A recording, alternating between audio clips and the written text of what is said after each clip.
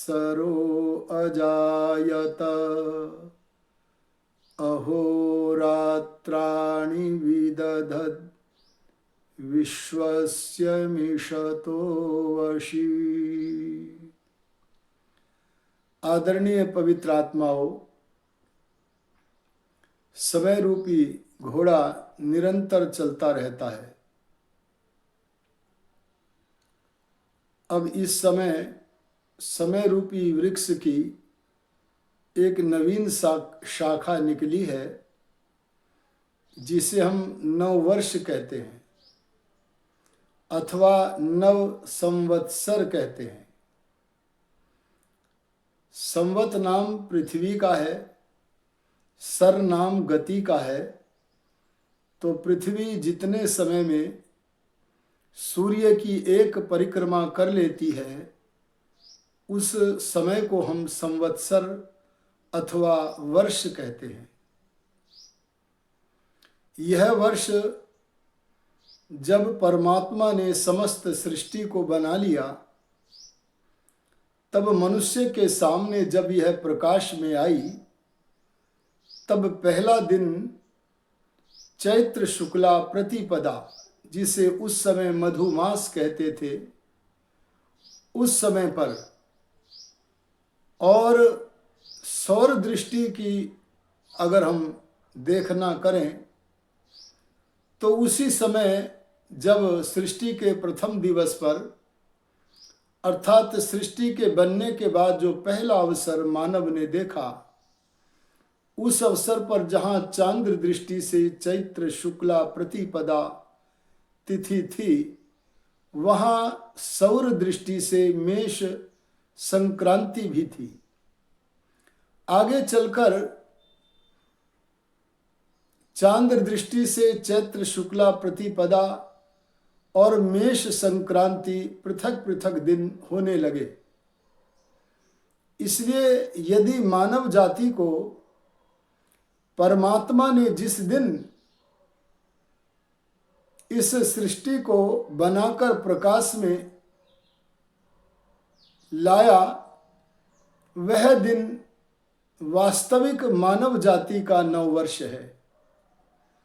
यदि आप चैत्र अर्थात चांद्र दृष्टि से नववर्ष मनाना चाहते हैं तो चैत्र शुक्ला प्रतिपदा के दिवस मनाना चाहिए।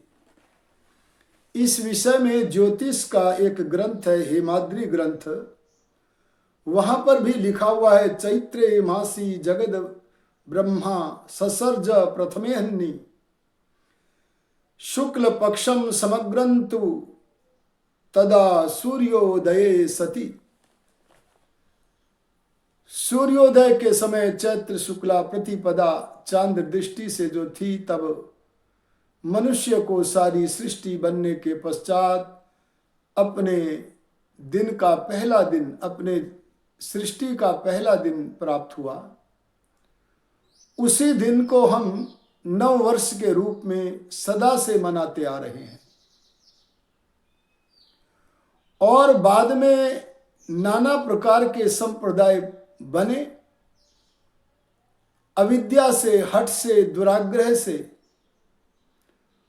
उन लोगों ने जहां अनेक सनातन धर्म के, सत्य के, नित्य पदार्थों के विरुद्ध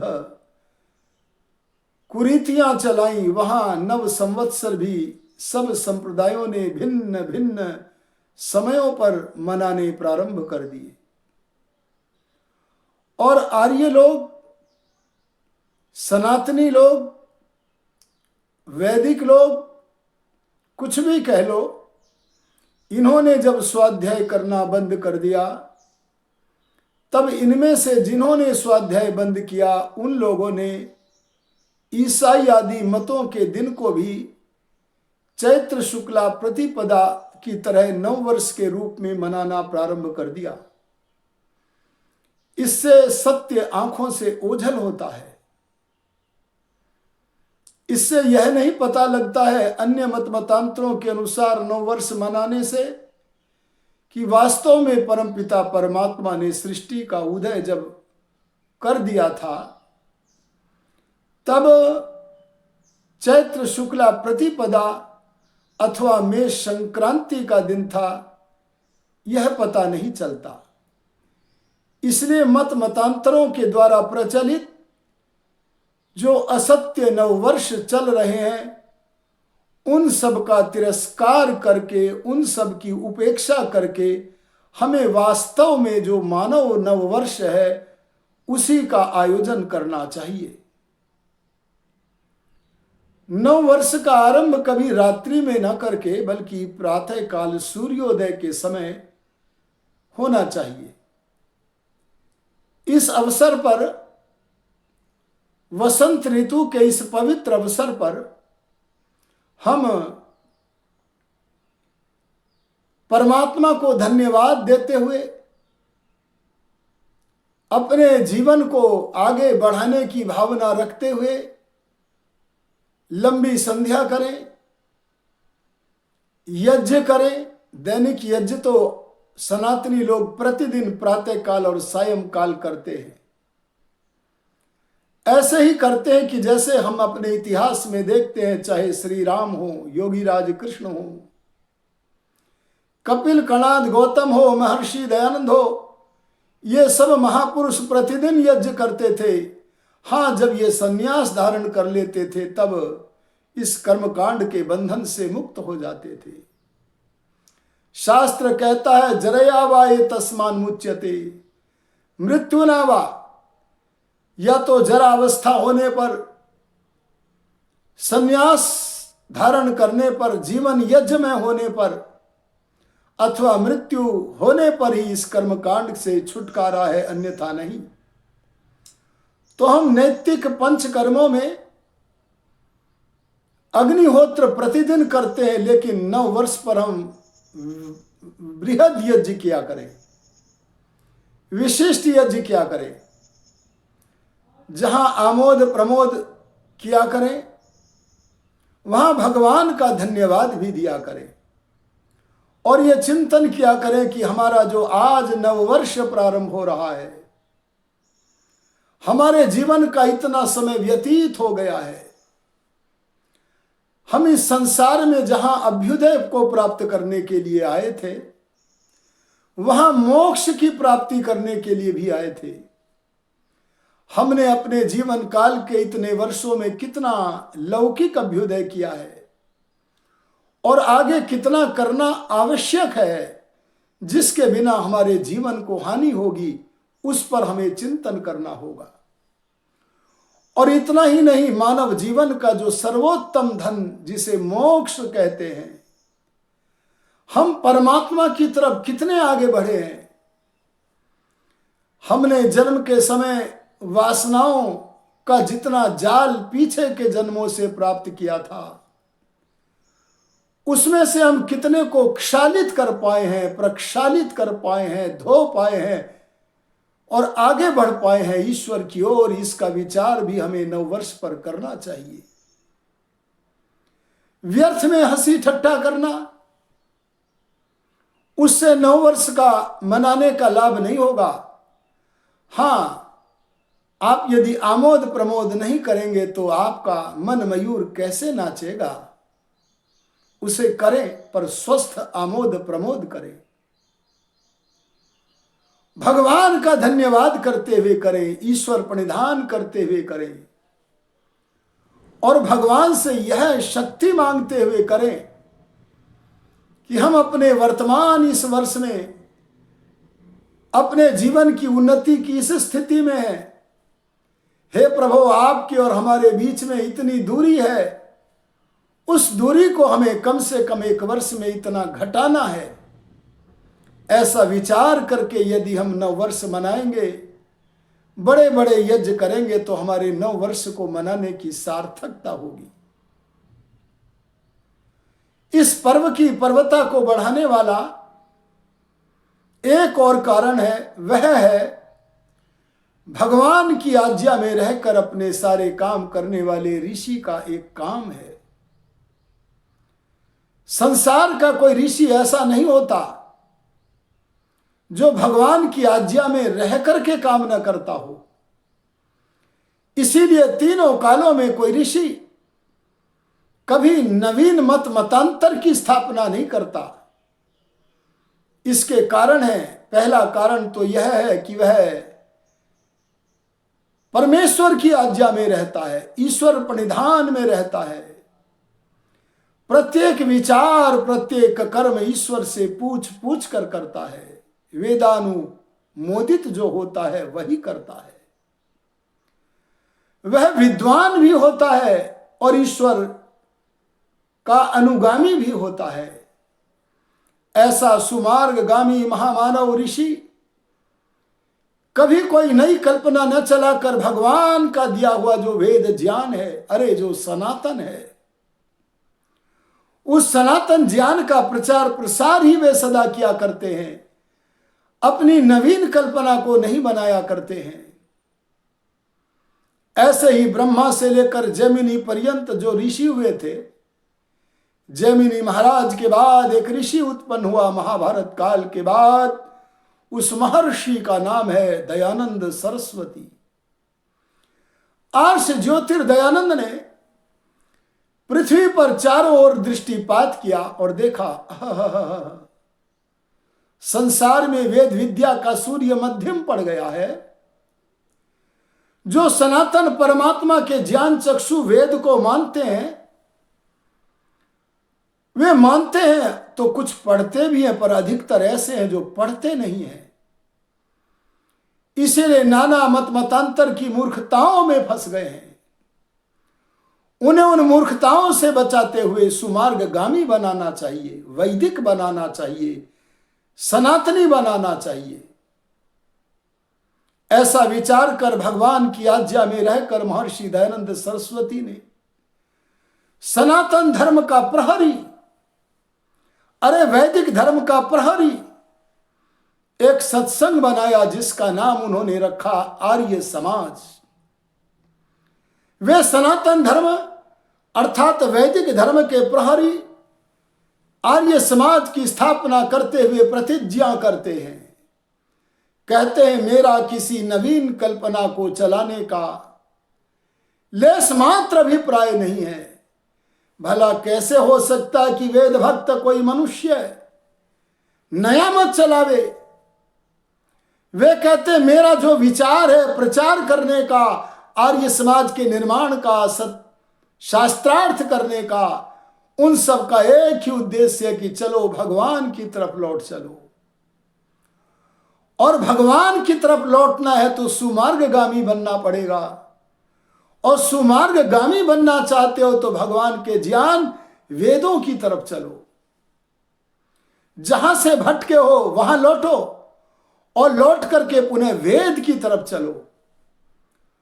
इसीलिए उन्होंने आर्य समाज के 10 नियमों को बनाते हुए आर्य समाज का आधार अपने बनाए ग्रंथ सत्यार्थ प्रकाश को नहीं रखा है।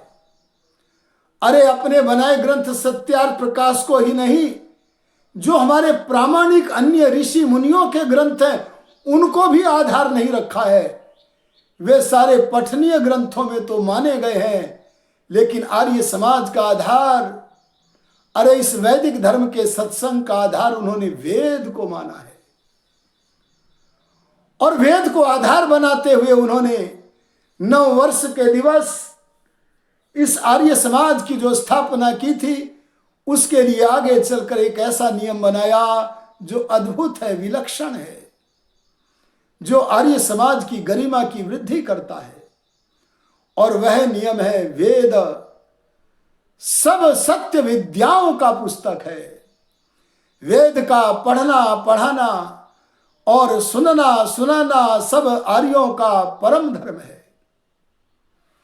कुछ लोगों ने महर्षि दयानंद के समय में जब इस नियम को पढ़ा, तब उन्होंने महर्षि दयानंद से निवेदन किया कि आप इस तृतीय नियम में थोड़ा सा परिवर्तन करें और लिख दें वेद सब सत्य विद्याओं की जगह वेद भी सब सत्य विद्याओं का पुस्तक है। दयानंद बोले यहां भी शब्द अगर लिख दिया तो वेद के साथ अन्याय हो जाएगा, मैं समझौता वादी माना जाऊंगा। मैं अपने विचार में झुकाव और परिवर्तन नहीं कर सकता, क्योंकि मैं तो ब्रह्मनिष्ठ हूं। आर्ष ज्योतिर्दयानंद कहते हैं, हाँ, अगर एक शब्द बढ़ाना ही चाहते हो तो मैं वेद ही सब सत्य विद्याओं का पुस्तक है ऐसा तो कह सकता हूं, लेकिन वेद के आगे भी शब्द नहीं लग सकता, क्योंकि ईश्वर की वाणी वेद वाणी के तुल्य संसार का कोई भी विद्या ग्रंथ नहीं हो सकता है।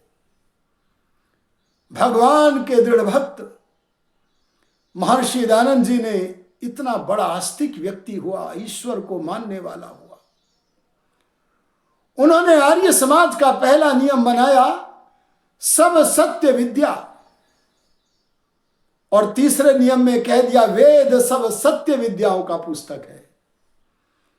तो पहले नियम का अर्थ बना सब सत्य विद्या अर्थात वेद, और जो पदार्थ वेद तथा वेद से निकली गई नाना विद्याओं के द्वारा जाने जाते हैं, चाहे वह ईश्वर कृत पदार्थ हो अथवा ईश्वर की सृष्टि में से पदार्थों को लेकर बनाए गए वायुयान आदि, घड़ा और भी नाना प्रकार के पदार्थों, उन सब का आदि मूल परमेश्वर है। पहले नियम में उन्होंने परमेश्वर को बताया, जहां पदार्थों का आदि मूल परमेश्वर है, वहां पदार्थों का बोध जिन पदों से होता है और सारे पदों के मूल जो पद है वेद, उन सब का आदि मूल परमेश्वर है। अरे आगे तो भगवान को समझाने के लिए महर्षि दयानंद ने कहा, ईश्वर सच्चिदानंद स्वरूप है, निराकार है, सर्वशक्तिमान, न्यायकारी, दयालु, अजन्मा, अनंत, निर्विकार, अनादि, अनुपम, सर्वाधार, सर्वेश्वर, सर्वव्यापक, सर्वांतर्यामी, अजर, अमर, अभय, नित्य, पवित्र और सृष्टि करता है। इतना कहकर आर्ष ज्योतिर्दयानंद बोले, उसी की उपासना करनी चाहिए। महर्षि दयानंद ने बड़ी बड़ी विचित्र स्थितियों में लोगों को देखा। उन्होंने देखा कि सच्चिदानंद स्वरूप में जो चित पद है वह चेतनता का बोधक है। वे जानते थे परमात्मा तो ज्ञान धन का धनी है, आनंद का धनी है, और ज्ञान और आनंद नाम की वस्तु चेतन में ही हो सकती है। इसलिए जड़ पदार्थों को उपास्य देव न मानकर, अरे वेदों में जैसे परमात्मा ने कहा है कि जो मनुष्य मूल प्रकृति की उपासना करता है अथवा मूल प्रकृति से बने हुए जो सृष्टि के जगत के पदार्थों की परमेश्वर के स्थान पर उपासना करता है, वह अत्यंत अंधकार को प्राप्त होता है। इसे निराकृत करते हुए भगवान की ही उपासना करनी चाहिए, यह पाठ पढ़ाया। ऐसे आस्तिक को मैं नमन करता हूं। और उन्होंने देखा इस संसार में बड़ी विचित्रता है। बहुत सारे लोगों की मजारें बनी हुई हैं। उन मजारों के पास हमारा आभासी सनातनी, अरे स्वाध्याय न करने वाला सनातनी, थोड़ी सी सनातन बातों को जानता है, मानता है, लेकिन बहुत सारी सनातन धर्म के विरुद्ध बातों को मानने लगा है। ऐसा आभासी सनातनी वो मजारों पर चद्दर चढ़ा रहा है। इन्हें कैसे बचाऊं? इनको बचाने के लिए उन्होंने पंच महायज्ञों के भीतर प्रतिदिन जहां ईश्वर का ध्यान करने का, संध्या करने का, योगाभ्यास करने का विधान किया, वहां प्रतिदिन मोक्ष शास्त्रों के पढ़ने का आदेश भी दिया हमें। और इतना ही नहीं, अपने पूर्वजों के इतिहास को सामने रख करके उन्होंने कहा कि अगर आप पाना चाहते हैं कुछ, अरे अपने जीवन को सफल करना चाहते हैं, अरे 9 वर्ष को सफल करना चाहते हैं, तो प्रतिदिन यज्ञ करो, और प्रातः काल ही नहीं सायं काल भी करो।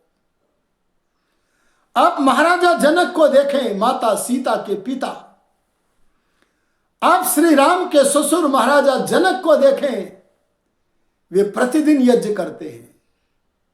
किसी ने पूछा, आपकी मिथिला नगरी नष्ट हो जाए तो आपका क्या वक्तव्य होगा?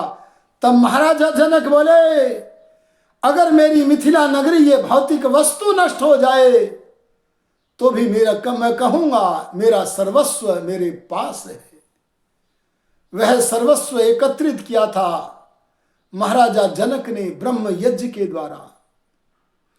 अरे रामायण में माता कौशल्या को देखो ना, जिस समय श्री राम वन गमन की अनुमति लेने के लिए माता कौशल्या के भवन में गए तो वे अपनी यज्ञशाला में बैठी हुई हवन कर रही हैं, प्रतिदिन का कर्तव्य कर रही हैं।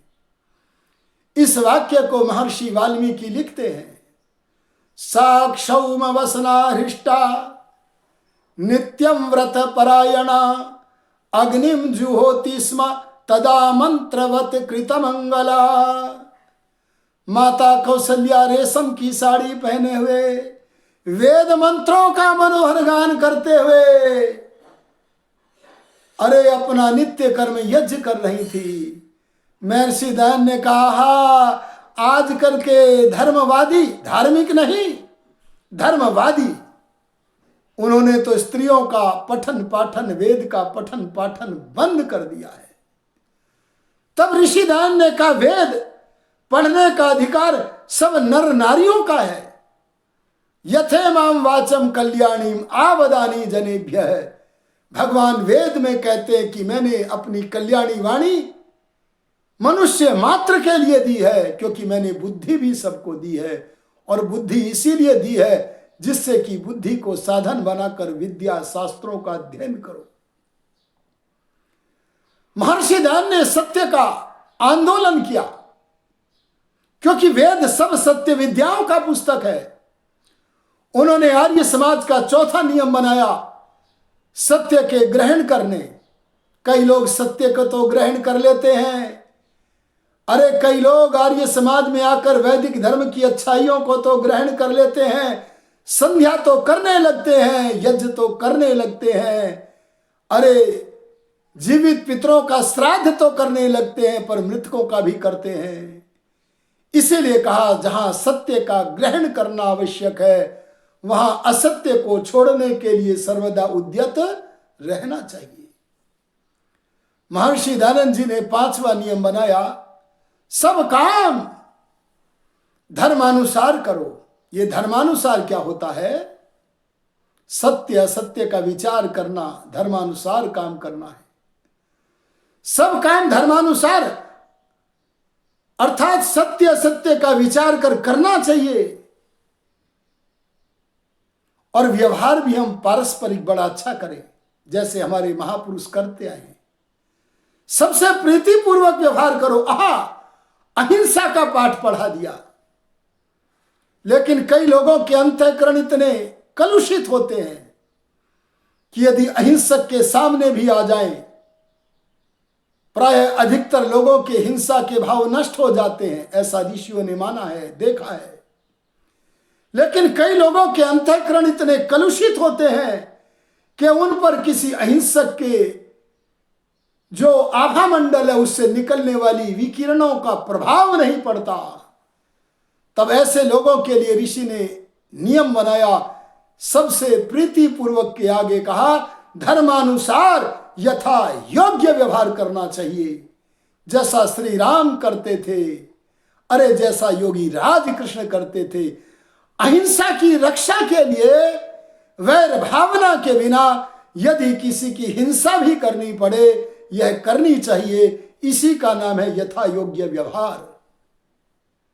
और ऋषि दयान ने आर्य समाज की स्थापना 9 वर्ष पर नाश करने के लिए भी की है, और पहले नाश ही करना चाहिए। उन्होंने 8वां नियम बनाया, अविद्या का नाश करना। अरे ये सब मतांतरों में बहुत सारी अविद्या है, उसका नाश करना। और विद्या की, अरे जो सत्य विद्याओं का खजाना वेद है, उनमें से निकली हुई जो विद्या शास्त्र है, उसका प्रचार प्रसार करके अविद्या का नाश और विद्या की वृद्धि करनी चाहिए। आगे कहते हैं, हर मनुष्य को प्रत्येक को अपनी ही उन्नति में संतुष्ट न रहना चाहिए। वे ये नहीं कहते जियो और जीने दो, वे कहते हैं जीने दो और तत्पश्चात जियो। उन्होंने कहा प्रत्येक को अपनी ही उन्नति में संतुष्ट नहीं रहना चाहिए, किंतु सबकी उन्नति में अपनी उन्नति समझनी चाहिए। अगर हम सबकी उन्नति में अपनी उन्नति समझने लगे तो विचार करो, आर्य समाज के वेद के आधार पर बनाए हुए इस नियम के अनुसार चलने पर क्या सारे विश्व में सुख और शांति की गंगा प्रवाहित न होगी? अवश्य होगी। सब मनुष्यों को स्वतंत्र रहना चाहिए, लेकिन कहां रहना चाहिए और कहां नहीं रहना चाहिए इसे स्पष्ट क्या है? 10वें नियम में महर्षि दयानंद ने बताया सब मनुष्यों को सामाजिक सर्वहितकारी, सामाजिक भी हो और सर्वहितकारी भी हो। अगर ये दोनों बातें हो तो उसमें परतंत्र रहना चाहिए, लेकिन प्रत्येक मनुष्य को अपना क्या करना है, आज मुझे दाल खानी है या सब्जी खानी है, कैसे दिनचर्या करनी है, ऐसे अपने व्यक्तिगत कार्य में सब स्वतंत्र रहे। अगर हम ऐसा करेंगे तो सच पूछो तो हमारा ये 9 वर्ष